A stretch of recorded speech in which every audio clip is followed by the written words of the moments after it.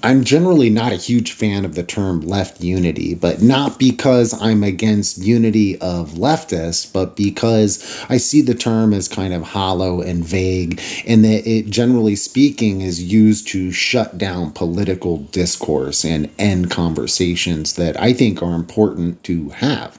I think instead of shutting them down, we need to practice and talk about and work on making these discussions productive, actually moving forward, using political discourse to build and not destroy. And I think that Georgi Dimitrov goes into the unity of leftists really, really well and covers that at length in The People's Front. And he also quotes from Lenin, who covers this in depth as well, and who I think this quote perfectly sums up what I think of when I hear left unity or when I see it used. The workers do need unity.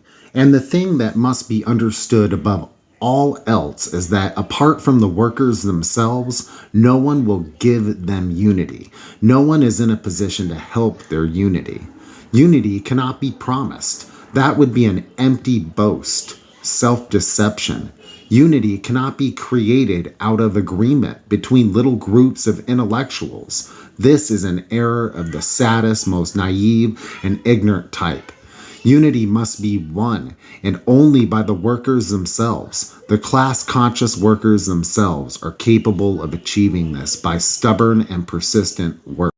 Nothing is easier than to write the word unity in letters a yard high, to promise unity, to proclaim oneself an adherent of unity. But in reality, unity can only be advanced by work and the organization of the advanced workers of all class-conscious workers.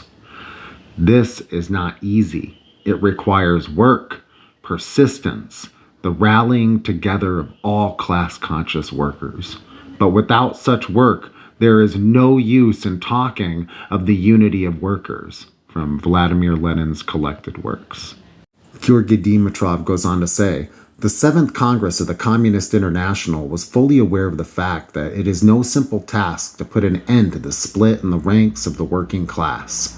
All that the enemies of the working class, their agents and henchmen have done over the course of long decades for the purpose of dividing the forces of the working people cannot be eliminated with a wave of the hand and by mere wishes.